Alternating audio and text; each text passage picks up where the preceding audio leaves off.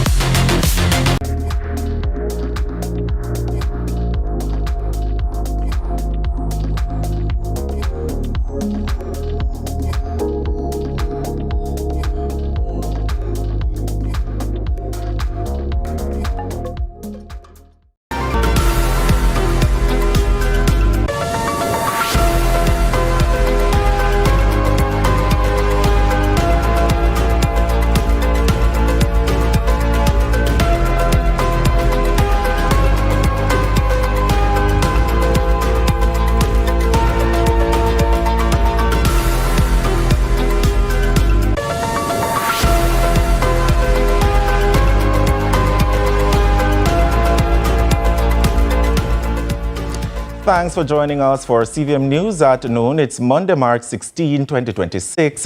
I'm Akeem Aret. 25 people, 7 adults and 18 children are now homeless after a massive fire Sunday evening engulfed dwellings in central Kingston.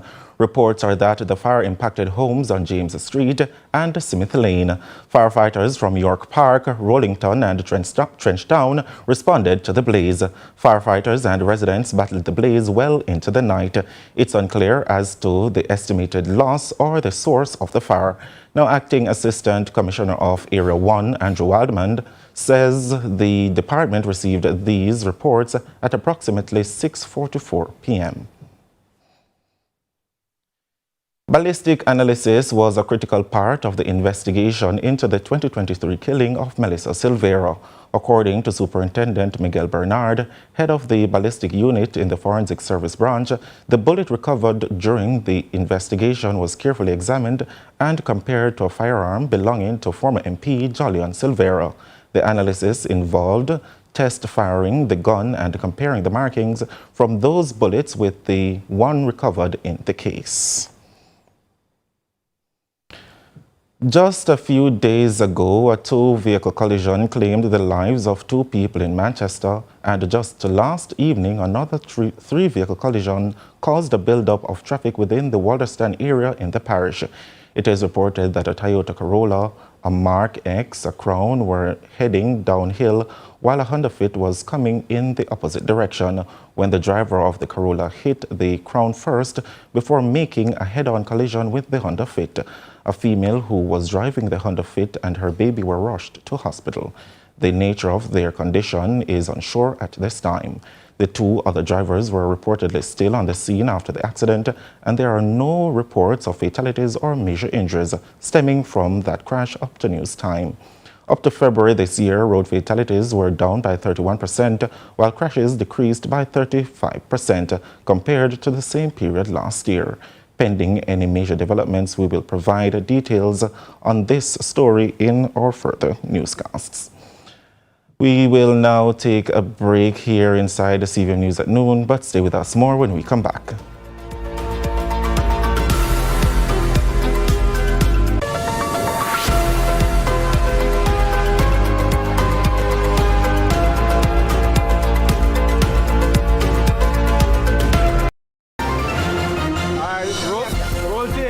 Welcome to Deposit Insurance in a Minute. JDIC provides deposit insurance to each depositor based on their ownership category, up to $1.2 million at each bank and building society. So what that mean now? What it means is deposits in each bank are insured separately, up to $1.2 million, and deposits in different ownership categories, such as individual accounts, business accounts, joint accounts, and trust and nominee accounts, are also insured separately in each each bank. So wait, if me open my account in a 2 different bank, the 2 of them cover 1.2 million each? That is it. Even if you plan for open 2 different categories of accounts, Like 1 individual and 1 business account in the same bank, JDIC insures them separately under the deposit insurance scheme. That's how deposit insurance works. JDIC, protecting deposits for you and me.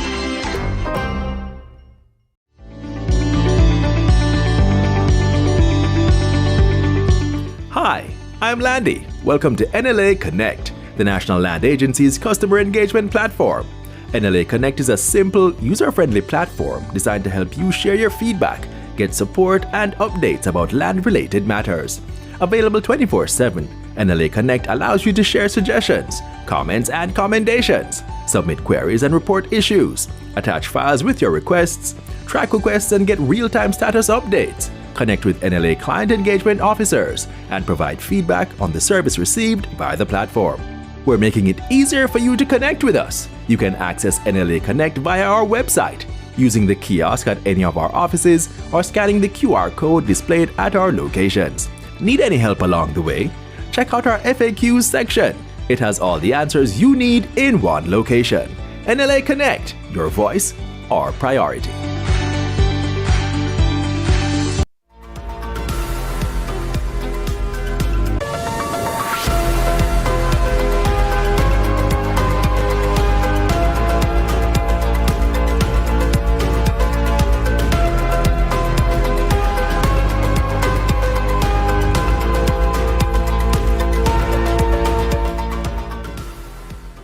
Welcome back to CVM News at Noon. Kingston and St. Andrew Mayor Andrew Swaby is promising improvements for vendors at the Constant Spring Arcade, which houses 295 stalls. The mayor, along with representatives from the Kingston and St. Andrew Municipal Corporation and the Jamaica Constabulary Force, met with vendors recently to discuss issues affecting the facility and the traders. During the visit, a refurbished restroom was officially reopened after being out of service for some time. Mayor Swaby is urging vendors to pay their fees, saying the funds will help the municipal corporation carry out further upgrades at the arcade. So of the 295, and your fees, can you hear me talk about it publicly now? Start at $900 and a high of $2,600. And me I don't know say, nothing on the stall costs $900. So if you have 100% occupancy and 100% on a pay on time, the figure I get per week is $311,000. The mayor also warned vendors that are moving to halfway tree to sell costs the municipal corporation thousands in lost revenue. It costs us $47.3 million a year for this operation. Repeat that one. 47.3. And I'm going to explain to you what them they cover. Right? It covers salaries. And then I get enough salary. It covers utilities. What do I mean by utilities? It covers no light where some of have AC, fridge, deep freeze, everything with a left light on, left AC on at night. That's what it covers. It covers water. We have to chuck water here sometimes twice a week, each time $25,000 per load now. And probably it all go up because you have a next one around yourself. It covers other utilities, but let me go. It covers security. It covers pest control. I'm a city rat, nobody never tell me about that. So here, rat come where they can get food. And some come from outside, but some come from right inside yourself. Because when you don't dispose of your garbage, rat will come. And I will agree with you. And my next move is to make sure we have better condition for your garbage. As part of the 10th staging of the Jill Stewart Mobay City Run, Chairman Janet Silvera announced during the launch that they aim to fund a $10 million scholarship to 5 high schools and 5 tertiary institutions across Western Jamaica. In 2026, we are committing to directly invest $10 million in education, assisting 10 institutions. 10. 5 of those high schools that were severely damaged by Hurricane Melissa, we will this year run for. They are Herbert Morris, Cambridge High, that is, Rossies, the mayor's school, Belmont Academy in Westmoreland, and Magotty High School. Those 5 schools that we just mentioned were severely damaged by Hurricane Melissa. And the other 5 are the tertiary institutions we have been supporting from the very beginning. We won't bother to name those. Silvera, who is also president of Western Jamaica Media Association, confirms that an additional $1 million will be allocated to the Press Association of Jamaica, PAJ. Money out of Jill Stewart Mobay City Run this year, $1 million, will go towards starting a welfare fund for journalists in Jamaica. The May 3rd event of this year will be hosted in collaboration with the Mayor of Montego Bay, Richard Vernon, and according to Silvera, this decade-long marker is more than running a race. Today marks 10 years of purpose, 10 years of community, and 10 years of investing in the future of Western Jamaica. Formerly the Mobay City Run, the event was renamed 3 years ago in honor of Jill Stewart, the late wife of Sandal Resorts Executive Chairman Adam Stewart. The vision is to run so others can rise. With that, we take a break here inside CVM News at Noon. Do stay with us.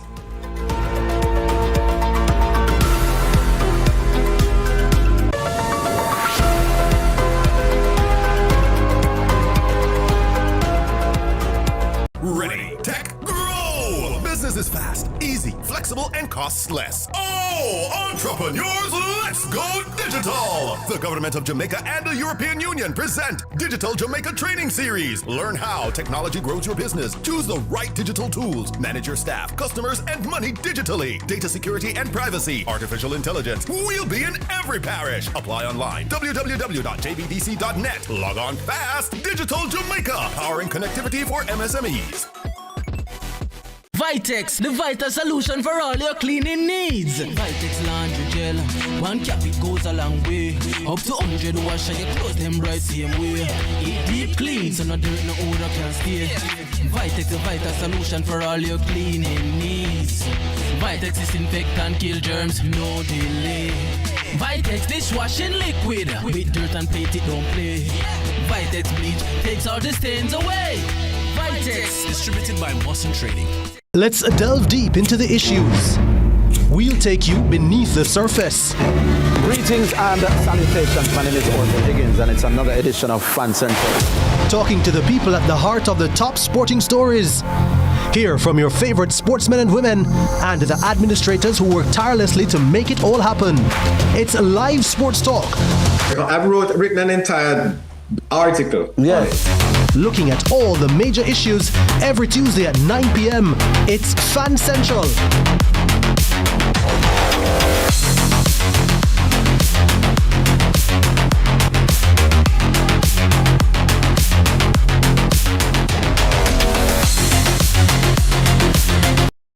Tune in to Lead Story, weekdays at 6 p.m. Hosted by Jody-Ann Quarry. Brought to you by Horizon, a new loan product from Access Financial Services.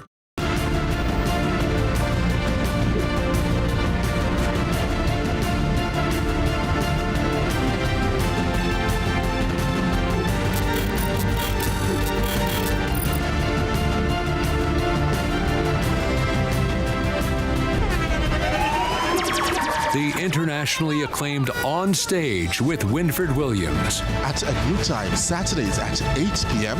on CVM TV. So much more than entertainment.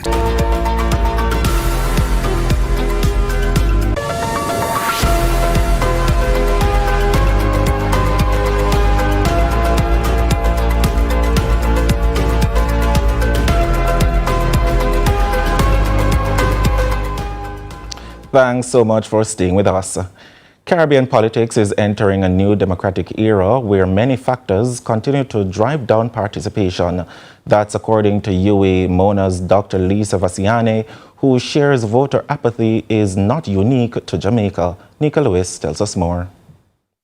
Declining voter participation is not unique to Jamaica, but has in fact become a trend across several Caribbean democracies.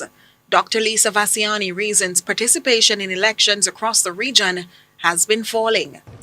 Taken together, they suggest that the central challenge facing Caribbean democracies today is not breakdown, but engagement. First, voter turnout. I'm nervous to ask how many of the young people in here are registered to vote. Don't answer. Participation across the region declined, confirming that this is not a COVID-era anomaly, but a structural pattern. Jamaica recorded voter turnout below 40%. In Trinidad and Tobago, she says it was approximately 54%, the lowest since 1941, adding even other areas with usually higher turnouts have been seeing declines. She decoded the issues behind the figures.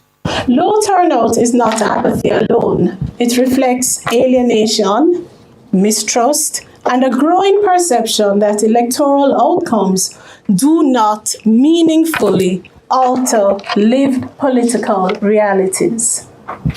Second, issues with campaign finance. Every observation mission in the region, whether from the OAS, the Commonwealth, CARICOM, or the EU, flagged weaknesses in campaign finance regulation, political money. This continues to circulate with insufficient transparency or accountability, quietly reshaping political competition. Dr. Vassiani also cited concerns around digital politics and disinformation as factors driving many away from participation at the polls. Unverified claims circulated rapidly through WhatsApp and Facebook, often outpacing institutional capacity for correction. Electoral governance now extends well beyond the ballot box into the digital political space, and our laws have yet to catch up. Even factors such as race, age, and gender featured in her findings as they continue to shape political credibility across the region, influencing who she says is perceived as legitimate. Together, these trends reveal elections that remain procedurally sound, but increasingly strained in their capacity to generate broad democratic consent. Taken together,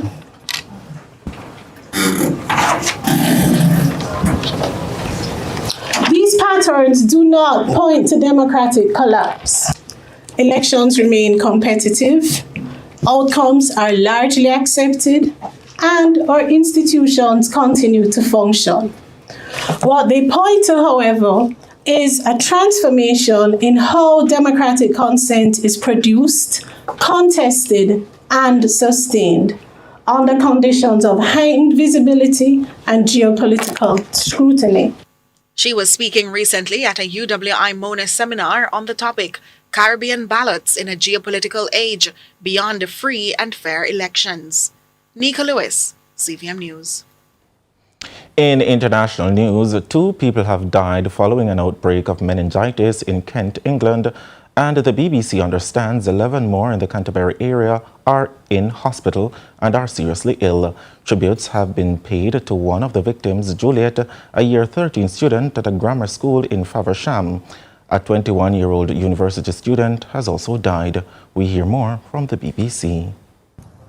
Well, if you want a sense of just how anxious students are feeling here this lunchtime, just take a look at the queues. Hundreds of people have turned up throughout the course of the morning, hoping to get hold of antibiotics as a preventative measure. Now, the university had recommended people living in 2 specific halls of residence on site should come here as a matter of urgency, but many more have turned up. And some tell me once they get hold of any drugs, after that, they will head straight home back to their parents because they don't want to remain on site.